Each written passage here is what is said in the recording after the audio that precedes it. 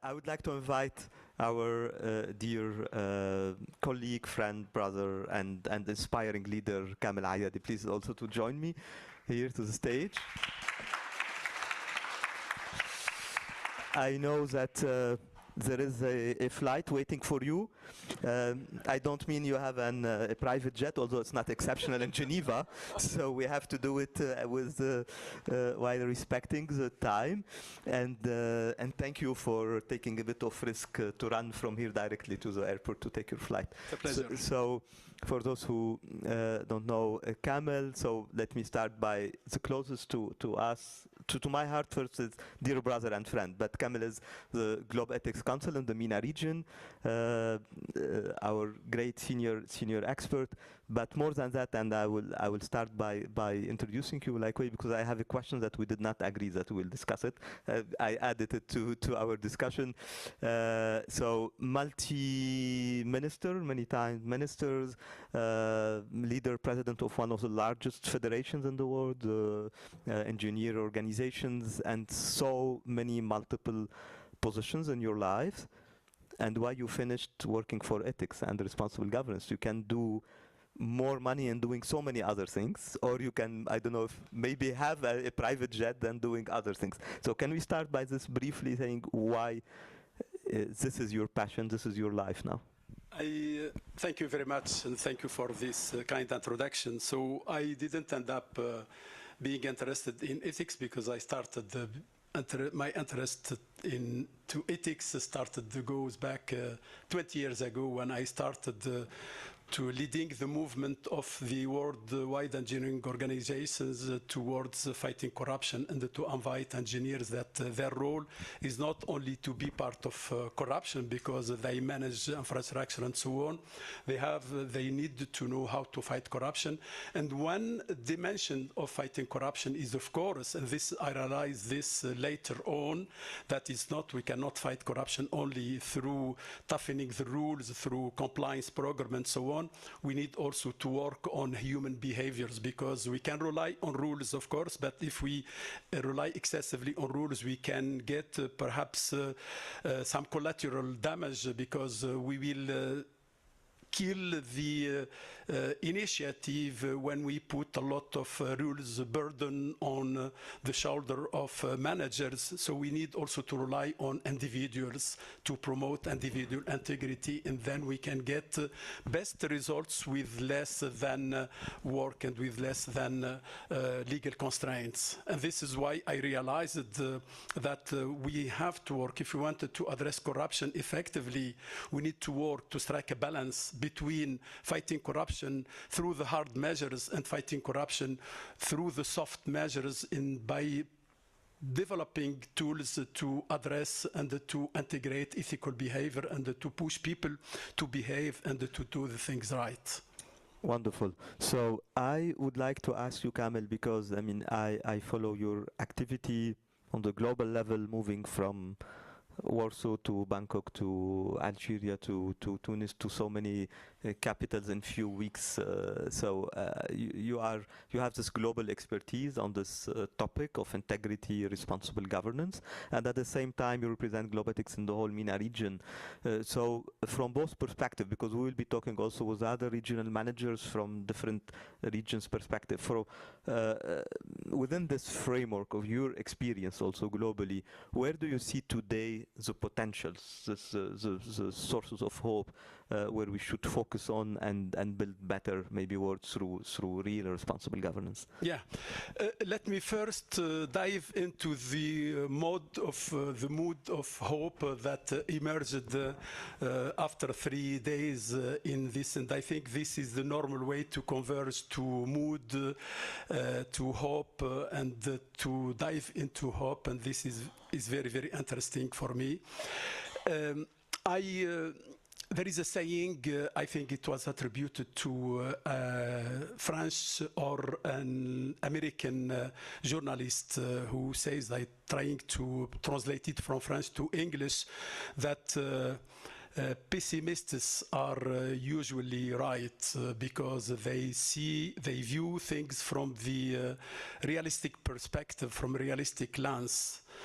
but and however, optimists are the one who drive the world forward. So we need to be pessimists because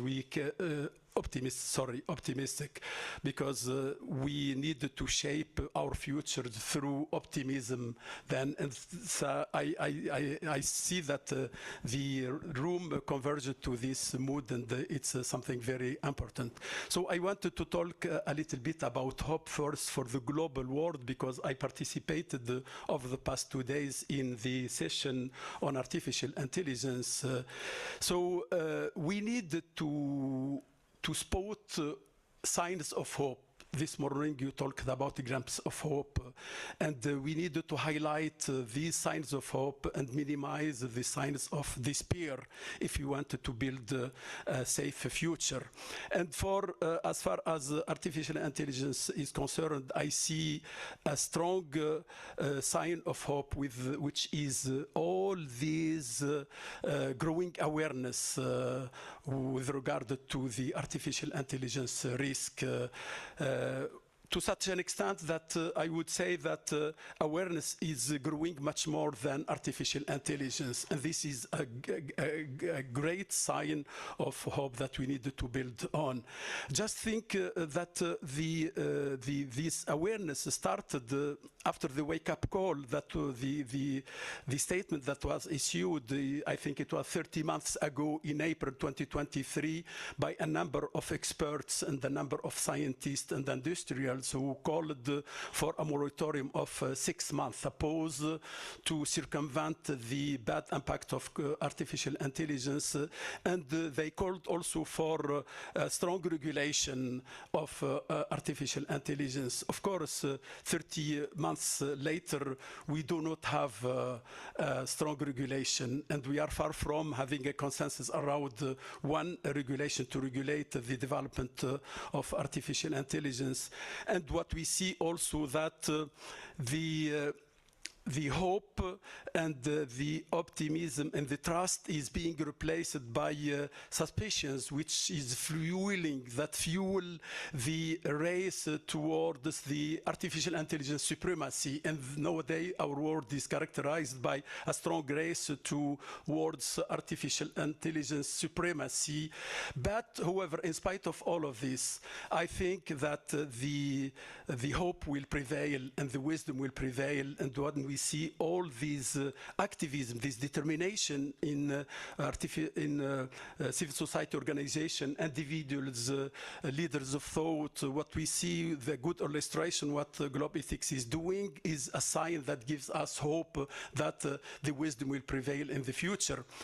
Of course, there are a lot of perhaps signs that trigger our despair when we see that nowadays some thinkers, they talk about the technological Cold War by comparison to the previous Cold War, and the curtain, the iron curtain is being replaced by the silicon curtain. But in spite of all of this, I think that the same that the iron curtain fell in 1989, the silicon curtain will fail also in the coming future, and we will celebrate perhaps it will happen after a crisis, because the world progress with a crisis, but I'm sure that we will in the future witness different mood and different positive development with regard to this issue.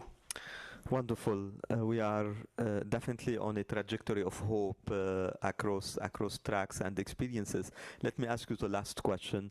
I mentioned, so also you are from Tunisia, you are based in Tunisia, but being also global leader, and you represent Globethics in the MENA region. So more specifically for the MENA region, North Africa, Middle East, where do you see the signs of hope today? I think there is a strong sign of hope when it comes to, I would speak about MENA region and African continent. And the greatest asset of Africa is, I think, its youth.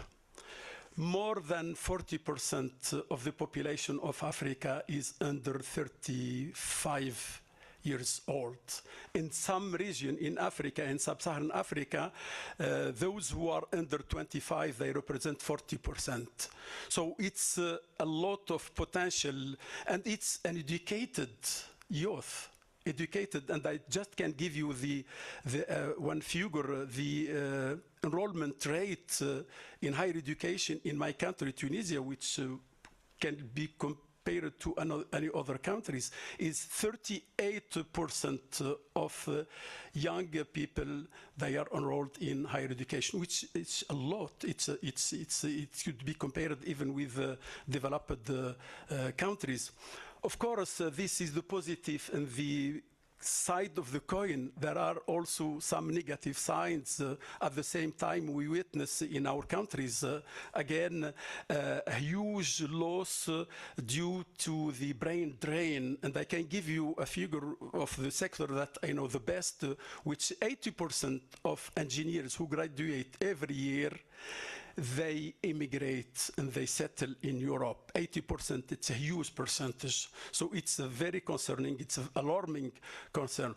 But I think this could be turned also into another asset if the country manages in the future to initiate what we call the reverse brain drain, like what happened in India some 30 years ago when they initiated. You know, India is very well known for the performance of its higher education system. They have a very good higher education system, and India fueled a number of countries in Western countries, including United States, with engineers and with scientists, which contributed tremendously to the Silicon Valley economic model. But at a certain time, at some point in their history, I don't know the reason. I know that one of the reasons was the technological breakthrough. But it could be also some wisdom. It could be also the rise of patriotism.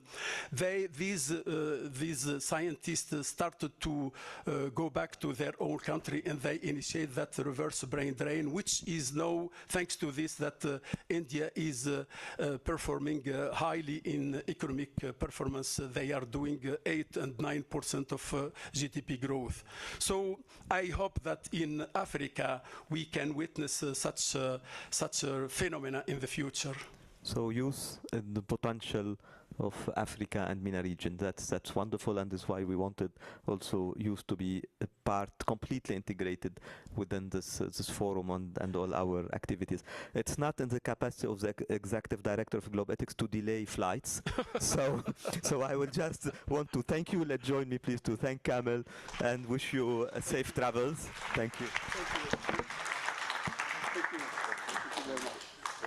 Thank you. Merci beaucoup. Merci beaucoup.